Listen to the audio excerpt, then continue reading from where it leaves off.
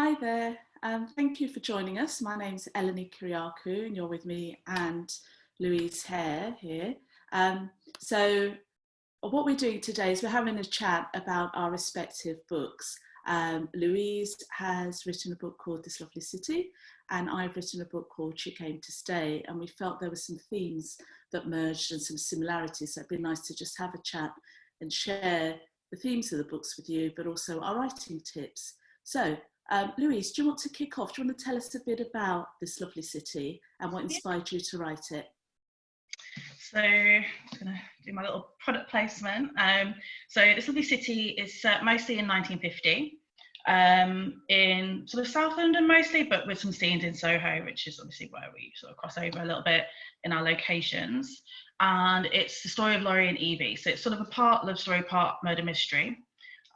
Laurie came over on the Windrush in 1948, just sort of got into his new life and is sort of trying to make a go of things, and ends up sort of by accident becoming sort of prime suspect in a murder case.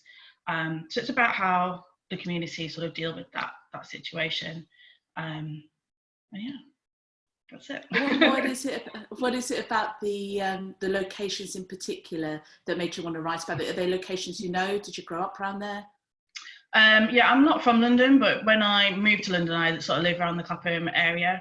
And then a few years ago, I did a tour into these a deep level shelter under Clapham South Tube Station. And I'd known it was used as an air raid shelter in World War II, but I hadn't known that they actually used it to house Windrush passengers for the first couple of weeks. Oh, really? When they arrived. So yeah, so I was like, like very few people seem to know that fact. Everyone seems surprised, like when I tell them. And I just thought, what must it have been like for somebody like Laurie to travel all that way across the sea, arrive in a strange country, and then you get to the ground. So I wrote a short story about his experience, his first couple of days in London, and then that sort of kick-started this. That's another chapter of the novel. Great. Okay. And have you got any other sort of personal history that you drew on for the book? Have you got any? Did you sort of? Is there anything else going on there that you sort of felt you wanted to kind of get through the book? Because in my book, there's quite a lot that is related to my family. Not in terms of family, but I think maybe personally. So Laurie plays in a band, plays clarinet, which is what I used to play, which I had sort of got out the habit of it. Maybe with this lockdown, I'll get so bored that I'll take it back up again. So sort of exploring the sort of music was quite important to me. And then for Evie, she's actually mixed race, but grew up in London, which obviously was quite less usual in the 1930s, 1940s than it is now. Sort of using my own experience as growing up mixed race to sort of show the differences, I think, between her and Laurie's experience was quite interesting. Oh, that's interesting. Yeah, yeah. Okay. Anything else you want to say about the book? No, please buy it and read it. That's the main thing, people. That's the main thing. Okay. Yeah. I'll talk a little bit about She Came to Stay now, which is this one. Again, my product placement. That's my book in hardback. So this is based in 1952 and 1953 in Soho mostly. My parents came to London in the 50s from Cyprus, and I wasn't around in the 50s, but they used to tell me lots of stories about it. And basically what really made me think was my mum came in her mid-20s. She didn't really know anyone. She knew like one or two people. And the same way that you were talking about what if, I just thought to myself, what would it have been like to be here in your mid-20s, to not really know anyone? And thankfully for her, things turned out well. She met my dad here, they got married, they had a nice life, they just kind of both worked really hard, brought us up, and it was just kind of quite an unremarkable life, but for them, very different and a much better life than they would have had in the rural poverty that they had in Cyprus. And I just thought to myself, what if I had a character who came here in her mid-20s and just sort of fell in with the wrong people, because things could have easily taken a different turn for my mum had she made the wrong decisions. And the story in She Came to Stay is about a woman called Dina, who's quite naive. She's mid-20s, and she comes here, she has a no good brother who's a bit of a gambler, and she's desperate to sort of see what Soho has and what Soho has to offer, but she sort of doesn't really know how to go about that, how to get this bigger, better life, because she's living quite a sheltered, restricted life. And she works at a place called the Pelican Review Bar as a seamstress, mending clothes for the dubious acts on stage. And she meets this very glamorous woman called Beba, who again is Greek, but doesn't look anything like a Greek woman used to look then. She had dyed blonde hair, she smoked. So, you know, that in itself is quite an interesting thing to explore. And anyway, it turns out that Beba has got quite a lot of secrets that begin to impact on Dina's life. The book is set around the time of the Great Smog, which I didn't know about before I started writing it. But I just thought, wow, what a great device as well for the book, because as the smog descends, everything that used to be very familiar becomes unfamiliar. Anything that seems safe becomes dangerous. And that is the same with the friendship and everything that is known to Dina. So I suppose it's sort of like, it's a mystery, I suppose. There's a bit of crime in it, but it is very much historical fiction. It's very much set in the 50s, and I'm sort of obsessed with Soho a bit. I lived in London. I've lived in London all my life, but we used to spend lots of weekends in Soho. My parents were both working there. My dad was a waiter, my mum was a seamstress, and we used to wander around, and it always seemed quite a glamorous place to me, but also quite seedy. And that's what I've tried to get across in the book, and that's a bit of it that I absolutely loved researching. Did you do quite a lot of research for yours? I did a little bit for this book, but actually I'm going back to Soho for my second book, so I've actually doing more for book 2. But I do think it's like a fascinating area, and it's an area that you can sort of put people from all over the world, you know. Exactly. You're looking at, you know, French, Italian, just all these different sort of people coming together, and everyone just mixing and there not being a problem, compared to like other areas of even London, you know, in that period. For my second book, I'm going to 1930, and again, it's sort of a place where, you know, there were a lot of clubs where black and white people would go and mix, and it was a place where it was fine to do that. So I think it's just a fascinating area to research. It is, isn't it? It's interesting because, you know, coming here from another place, speaking a different language from my parents, you know, they very much, I think they sort of felt kind of outsiders once they worked with lots of people that were different nationalities, but once they step outside that, they're very aware that they weren't English. But Soho is a place where I feel like everyone belongs, and I know that was a bit of a romantic notion, and obviously there was still racism, there's a lot of stuff going on there, but I just think that outsiders fit much better in that environment than other people do, and that's what I try to explore, because my main character Dina feels like she sort of fits in Soho. She just wonders, is she sort of brave enough and strong enough to sort of survive Soho? Will she be able to sort of make Soho her own? That's where she feels at home. And yeah, I love the area. And my next one is it's London, and I'm kind of trying to get some Soho bits in it because I love it so much. I feel I have to write them. So Soho will appear as well. Okay, so we thought that it would be really nice to share some general writing tips with you all. And we thought we'd give you a few sort of specific tips and a couple of general tips, as well as some lockdown tips for these strange times we're living in. Louise, do you want to go first with some of your tips on writing and what you do that works for you? Yeah, so something that I've just started working on a first draft at the moment, and I'm going back to sort of a tip that I've used throughout, that I heard really early on a writing course, was when you start writing a day halfway through something, so halfway through a scene or halfway through a chapter, because it's so much easier the next day to sort of pick up and you know what the next bit is, as opposed to thinking, oh, I'll finish this chapter, and then you get there the next day, you're like, what do I want to happen in the next chapter? And then you're there for half an hour going, Whereas it's so much easier if you just start of build a momentum, so when you go into each writing session, you've got something to write, and then hopefully that will carry you into the next chapter when you can then stop again halfway through.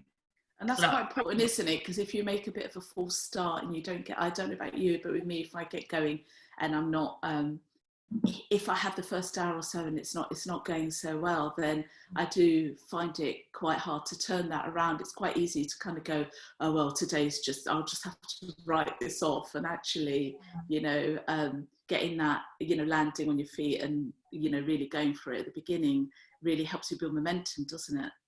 I think so. And also sometimes, like, if I do get stuck at the end of that, but I know a bit later on, I might just skip ahead and then maybe write. Sometimes I write edit in caps, and then you can go Control F later when you're having a better writing day and go back and go through the bits that you've sort of missed out. It's a bit cheap, but sometimes that also works just to get you going. Yeah, that's a good tip actually. I've done that sometimes when I know something isn't quite working. I just put in brackets, fix this, and then come back to it. And it's like, but unfortunately, at some point you do have to fix it. That's the issue. I went on my last job, I was going, oh yeah, I've got to fix that, Yeah. My first tip is slightly similar to yours. In fact, it's about planning to a certain extent what you want to write the next day, and it's for the same reasons that you've just said. So what I like to do, I don't always manage it, but what I like to do is to just jot down a few notes on what I'm going to tackle the next day. So it might be a particular chapter or a character or a plot problem. And so when I start the next day, I don't just spend an hour on Twitter or an hour faffing around. I think, right, I've got this already to do. And I work, I mean, when we're not in lockdown, I tend to work quite a lot in libraries or cafes. I go to the British Library a lot. And what I like to do is on the way there, I just like make a few notes, and then so once I'm there, I sort of know what I'm doing. It's just having that almost like a bit of a timetable. It's very vague, it's not that structured, but it just gives me a sense of purpose. So that seems to work well for me. Yeah. As well. What's your second tip, Louise? So my second one, just referring to my notes, is about not going for perfection, especially on a first draft. Usually the fourth or fifth draft. I'm someone that edits a lot, so it's on the very later drafts, but I'm looking at it at a sentence level. I think for your first draft, it should be about the story, because quite often the characters aren't even that set in stone for my first draft. So I just find, get through it, leave if you stuck, leave a little gap and go back to and do the whole fix it thing, and just get through the story, because quite often I get to the end of a first draft and I've got so many ideas about all the different changes I want to make. You spend ages perfecting this one scene. It might be that then that scene doesn't work once you've figured out what needs to actually happen in the story. So you might have spent 2 weeks perfecting this scene, and then you just have to delete it. That is so true. And I have to say that's happened to me a few times, especially with the beginning of the book. Yeah. So is the tip then to sort of just get the story down and then go back and worry about it? Yeah. So the draft I'm working on at the moment is a book that I actually started about 2 years ago, and I keep getting to 30,000 words and then realizing it's not quite working. And then this time I'm just like, no, I need to keep going. I've actually fixed a bigger problem later on. So I've got something, because there was something later on that was kind of not there. And I was like, I think once you've got those doubts, it's hard to get to that point. So now I've figured that out. I'm like, I'm just going to go there. I know there's loads of issues in the first 20,000 words. Half of it's probably going to go, but I'll just keep going. And then you can go back and fix it later. Yeah. No, that makes sense actually, especially because the book does go through so many rewrites, doesn't it? I mean, I don't know about you, but I wrote loads of drafts before it even, before I got a deal. So, and then once I had an editor, it then had to be looked at again and again. And, it's interesting how much a book does change, and it's not a sign that there's anything particularly wrong. It's just that you're trying to make it the best book you can possibly make it. And as long as you still feel like it's your book, I think and it's getting better all the time. That's what really matters, isn't it? My second tip, just looking at my notes that I've stuck on my laptop, my second tip is putting my writing to one side. And it's hard to do this if you're on a deadline and if you're really tight on a deadline. But sometimes when you're writing, I don't know about you, but I feel that I have my head down so much that it's really easy to lose perspective on what works. Does this sentence even make sense? Would this character do this? And you lose sight of it once you've done all that rewriting, and you're looking at a few versions and you just say, I don't know which one of these is better. So what I like to do is, if I've written a scene that is a bit problematic, or a section or a chapter, I put it to one side, and then I might look at it. Sometimes just the next day is enough, but quite often you need to leave it a bit longer to just get a distance. And it's that whole thing about can't see the wood for the trees, and that's why editors are amazing, or that's why other people reading your work, which I know you're going to come on to as well in a minute, it is so valuable, because people can see things that you don't, and also you don't want to get rid of the good stuff. just because you're fed up with it. And sometimes that good stuff, you can't see that good stuff when you're writing. You write it, you say, oh my God, this doesn't work and this is terrible. And then you look at it and you're like, actually, the next day, sometimes you read something and you almost don't remember writing it. And you're like, okay, I quite like that bit. Let's keep that. And it could go this way now. So a little bit of distance, I think, is really good. And I think this is a mistake that a lot of new writers make, and I know I've made it as well, is sending work off before it's ready. Writing something and thinking, right, I finished that, I'm going to try sending it out. And it's really important to polish it, but also it's really important to let it sit a bit. It's just so you, in the back of your head, kind of work out, does this really work? So that's something that's worked well for me in the past. I don't know whether you do that as well. Yeah, and I think it's part of the learning curve is learning to do that. And I think the longer you can leave it, the better. So actually what's quite nice is when you're not on the deadline is to even give it a couple of months. Yeah. So, like I actually sent my book to my editor at the end of January, I think it was, or actually no, February. And she's like, oh, I can't get back to you for a couple of months. I'm like, great, because I don't want to see it for a couple of months. I never want to see it again. Well, that was also that.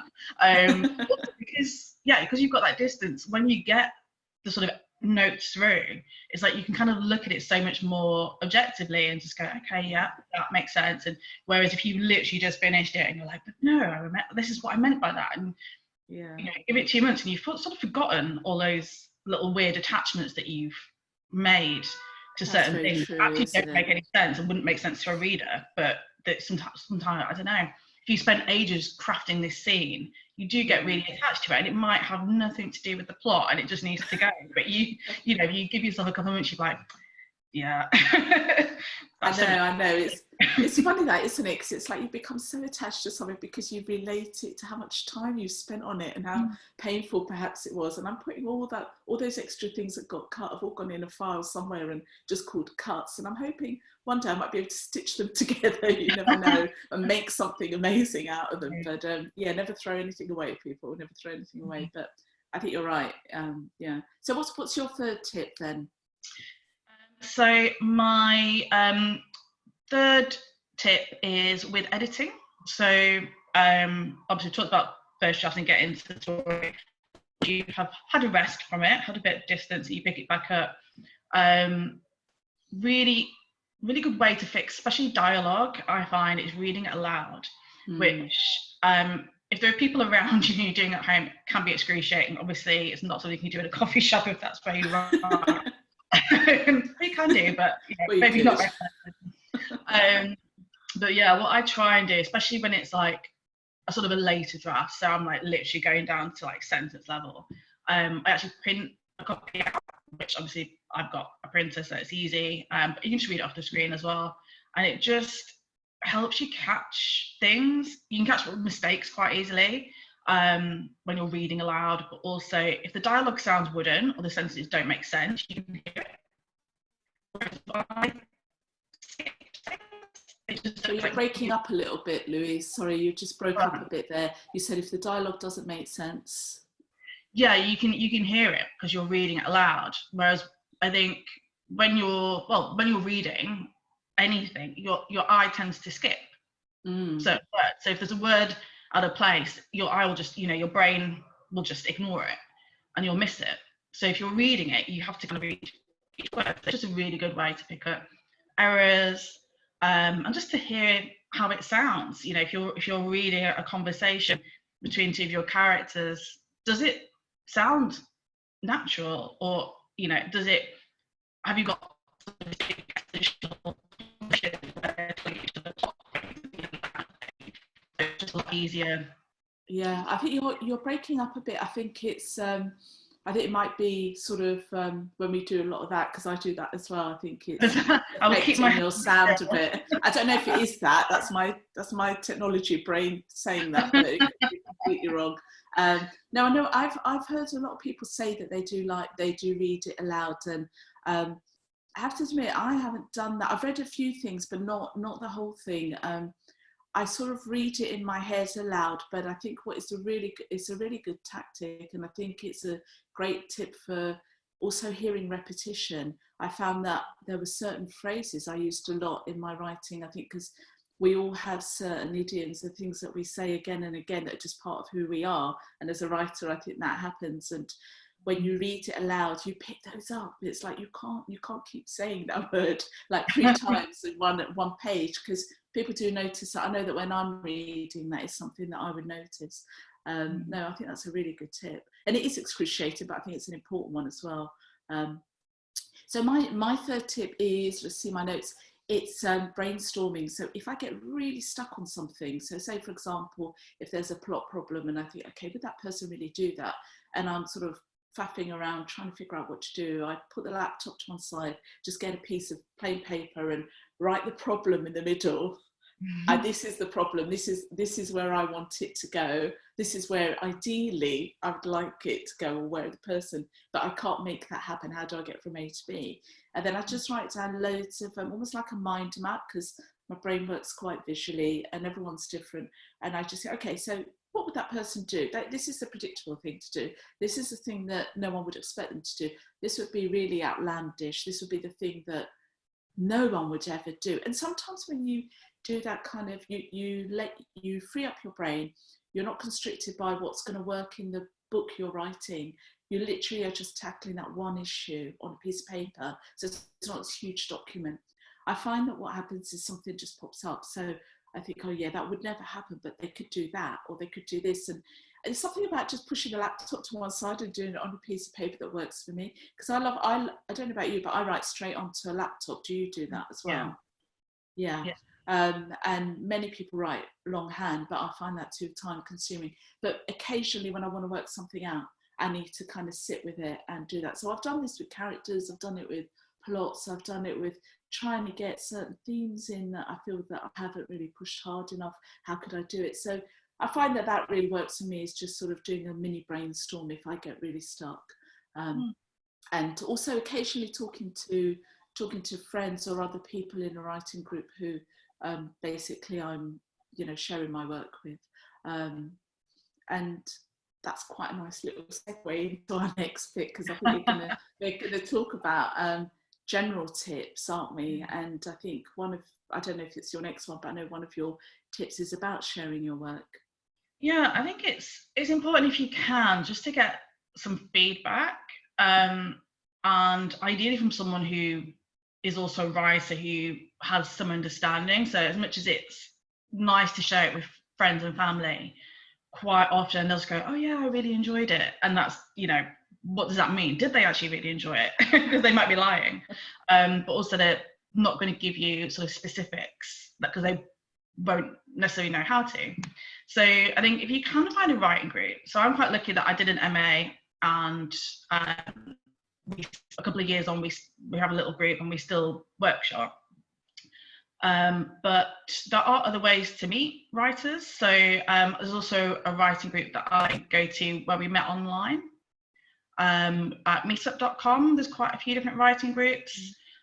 So where you either meet up in person or online. I think it's quite important to find people that get writing. Sorry, what did you say? It's important to find people that understand what you're writing. Absolutely, as well. Yeah. So, if you're writing sci-fi, try and find the writers that are writing sci-fi that aren't just going to go, what is this? It's definitely not the kind of thing I would really write. And also find people that are going to critique it sort of sensitively, and also it needs to be sort of a two-way street thing. So it can be a bit of trial and error, but I do think it's worth it, just to get a real good sense. Like I've shared, especially first drafts, first chapters, it's really, really useful to find out if characters are working. Is this boring? Do you want to read on? Those are like some crucial questions that are quite basic that someone should be able to answer for you. Yeah, I mean, I agree. Writing groups have been really invaluable for me. I've had a couple of writing groups. One that, again, like you, there was people I met online. There was one that I did a Curtis Brown course and we stayed in touch. But I've got a small group that there's just 3 or 4 of us. There's 4, but occasionally it's just 3 because our fourth member now lives far away, but and what we do is we share work every 6 weeks or so via email, and then we used to get together in person, and we've tried to do it virtually since the lockdown, and it's been really useful. And they know the book inside out, so I can, you know, just text one of them and go, would Dina do this, you know, about my main character, or, you know, my book is set during the smog, and every now and again my friend Kate would just text me and go, there's fog today. You know, just crazy things like that. And it's just like, people that take an interest in your book, that I think you're right, it has to be someone who's a potential reader, who understands, but also is taking their own writing seriously, because they're the people that are going to put the time in. And you have to put the time in critiquing others as well, like you said, is vital. I agree. Just pinning my post-it back. My first tip is about reading actively, and I think there's a lot of people that kind of go, I really want to write a book, never have time to read. And I'm thinking, well, if you don't have time to read, you're never going to write a book. It's not going to happen. And I just don't understand why. It's a bit like wanting to write a film and not watching films, or wanting to be a painter and not going to galleries. It just doesn't, I don't understand why people just don't read more, really. And it is, yes, people don't have time, but it's about priorities and what is really important to you. But reading actively is something, you know, obviously you don't want to do this the whole time, because it could spoil the enjoyment of just sitting down with a book and losing yourself in it. But occasionally, if there's a book or an author you want to get to grips with, or you particularly love, I think it's really good to make notes. It's good to underline things. It's good to think to yourself, okay, what is it about this book? I mean, one of my absolute favourite authors is Patricia Highsmith, and I love the book The Talented Mr. Ripley. And there's something about her books that just does. I'm reading one at the moment, and I know the ending's going to be a little bit flat, because that's just what she does, and the endings feel a bit inconclusive, but something about the way she pulls readers in. And, you know, it's not that I want to write a book like hers, because my books aren't really crime books, they're more mysteries, but I just am fascinated by how she does it. So I have in the past actually just like gone through a book, not just hers, but others as well, and thought, right, how's this structured? Where, you know, so this is from this point of view, this is from that. Just break a book down, see how the writer has done it. And sometimes it's worth figuring out why a book doesn't work like that as well. It's a learning process, and making notes from books that you admire or you think are a similar tone or a similar kind of, they're trying to do something similar to you. It doesn't have to be the same plot. It might just be a feel they're creating. I think making notes and looking at those notes when you're writing reminds you of what you're trying to capture. So that is one of my tips. I feel quite passionate about it. I've got lots of notes about lots of books, and it's just really helpful. It's quite inspiring as well. We learn from each other, and I just think it's a really inspiring way of writing, is to read in that way. Yeah, no, I definitely agree, because I think, because I'm different to a lot of people. A lot of people don't want to read in the genre that they're writing, because they're worried that they're going to pick up and like copy and things like that. Whereas actually I will read everything that I can find in that sort of genre. So for my book 2, which is like a murder mystery set in 1930, I basically went to my local library and got out every Agatha Christie that I could find. Yeah. I read Talented Mr. Ripley, because I wanted to kind of do sort of traditional murder mystery, but make it a little bit sort of more glamorous, I guess, and a bit more. I wanted to have a main character who was a little bit, not Ripley-esque, but a little bit sort of dodgy. So you should almost suspect her. You're not sure if she's a real life or not.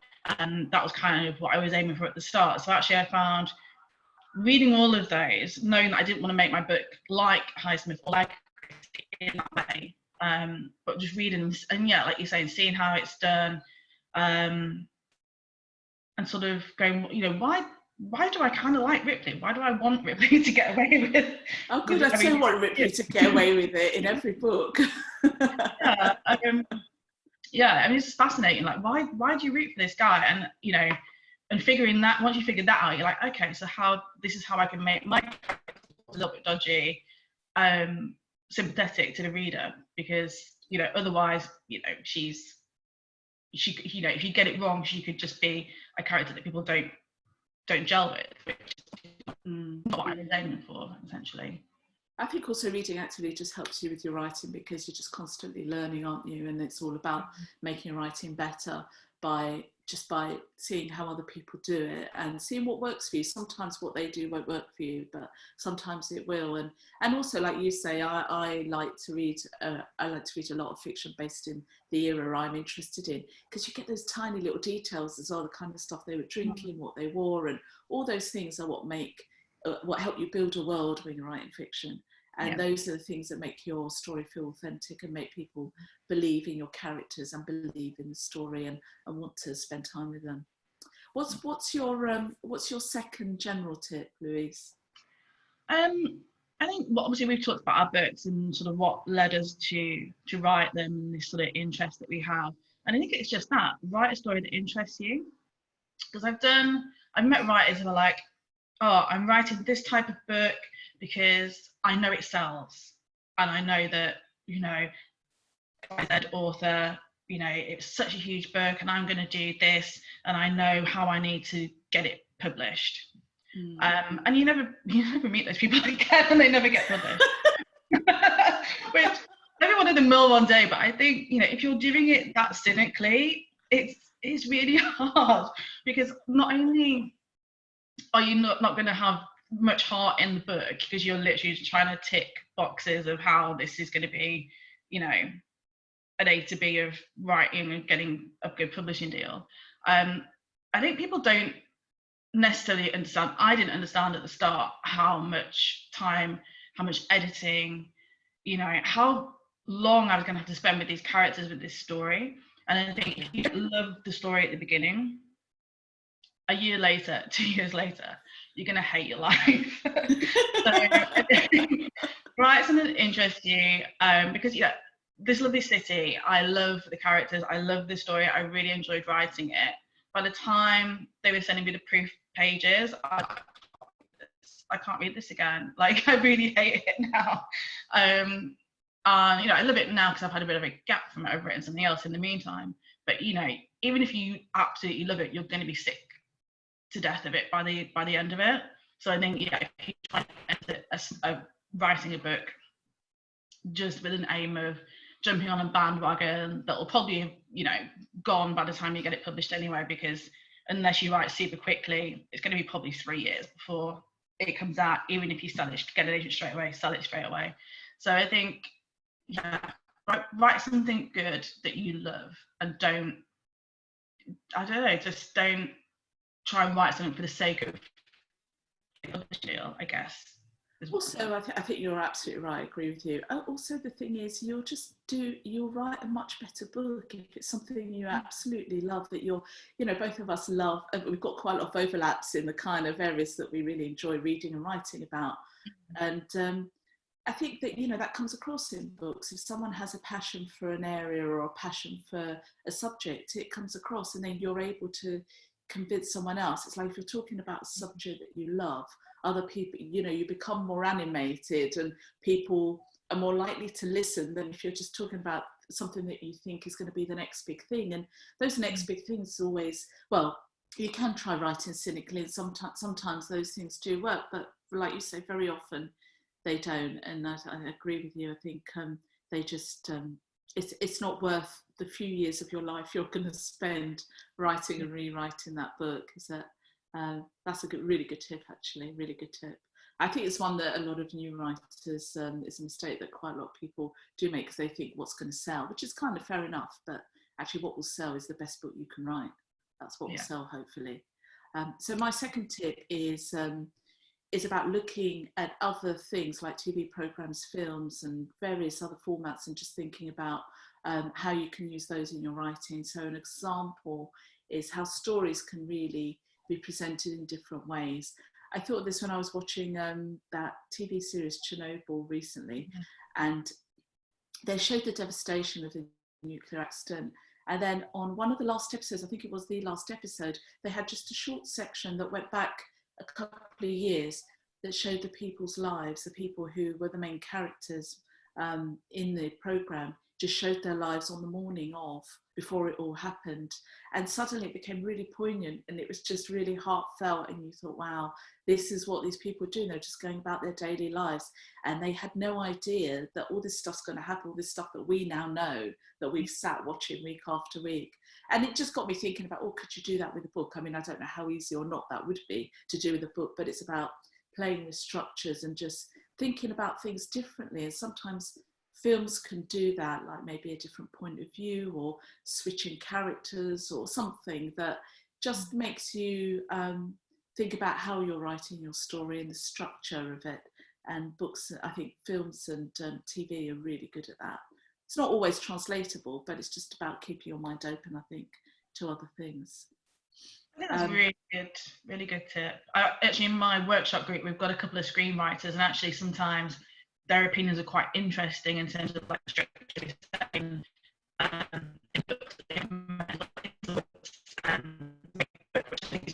it applies to novel writing.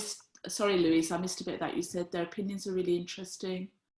Yeah, just in terms of the structure.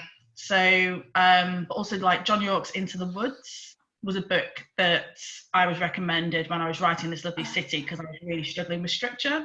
That's a book that sort of looks at it. You can apply it to novels, but obviously he's mainly known for screenwriting. So he analyses a lot of films and that structure, and all of that kind of applies to novel writing as well. Yeah, I mean, I think that book has been recommended a lot, actually. I know I have it and I read it at some point, but I should dig it out again.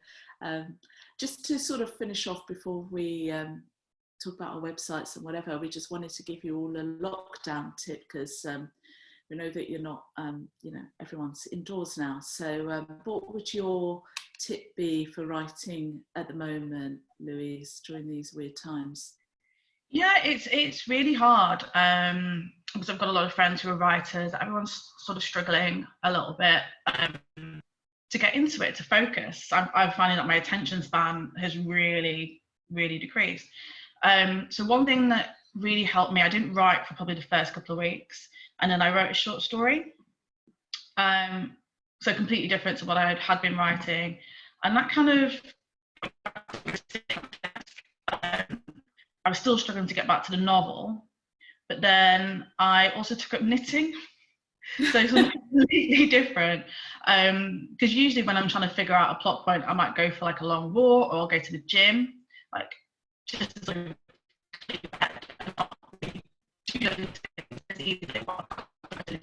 and like walking through my park is a bit of an obstacle course at the moment, with the number of people and lots of kids learning to ride bikes that keep falling over everywhere.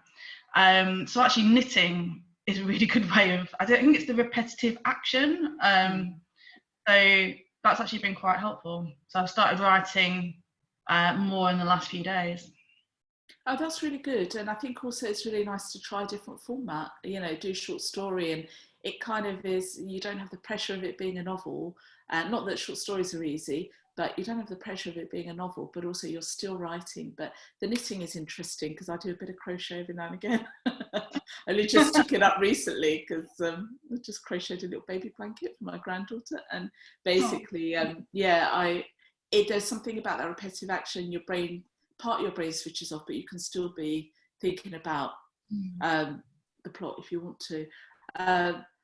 I found it quite hard as well. I haven't written anything for a few weeks either, and I'm just sort of getting back into. I've been doing more publicity for the first book, but I was just thinking, you could find inspiration if you go outside for your inspiration, which I tend to do. I go to galleries. I like to see films. I like to do lots of that stuff for inspiration, which now isn't possible. You've probably got a ton of books at home that you haven't read, or look at things out your windows, like we said before, things on TV that can be inspiring, films.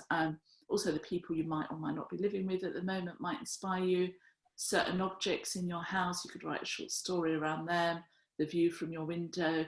There's lots of things that once you start thinking about it could help you start, maybe like a writing prompt, maybe gather a few objects and try and write a story where you include them, or what would be on this person's dressing table, or that kind of thing. Writing prompts that I've used in the past. But it is, I think, also just acknowledging that it is a tough time and people are worried and anxious, and you know, writing can also help you in that it can help take you away from that sometimes and escape into a different world. And it can also be a lovely thing to be able to do. We're kind of lucky to be able to do that. I think that's great too.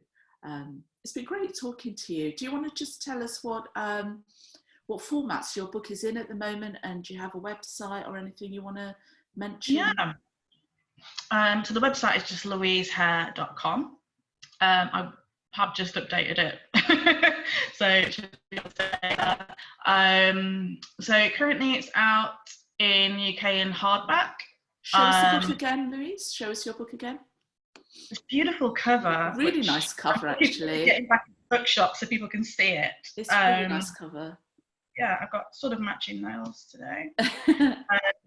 So just out in hardback. So it just came out on the 12th of March, and obviously ebook. The audio book's actually called Sorry, I missed that, Louise. The audio book, we've got some original jazz that was composed for the book. So and the narrators are great. So depending on when you see this, it is actually on special on Apple at the moment, the audiobook. And obviously it's on Audible as well. Great. Okay. Well, mine is, without prompting, I'm going to show you it anyway. I really love this cover too. So this is out in hardback at the moment. I came out, I think, a week before you on the 5th of March. And it's in audio and ebook as well. And again, like you, mine's on a special offer for the whole of April for Kindle and Kobo. And you can get more information about it on my website, which is elenikywriter.com. Yeah, I think that's right. Yeah, elenikywriter.com. And I've also got a newsletter there with writing tips and stuff like that. So it's been great chatting. It's been really nice. And if anyone watching this wants to get in touch with us, we've both got, you can do that on our websites, or we're both on Twitter, aren't we? We are, yes. Yeah, and great. Instagram? Yeah, and Instagram as well. Yeah, we're everywhere, basically, all over the place. It's been really nice chatting. Thanks for tuning in, everyone. Bye.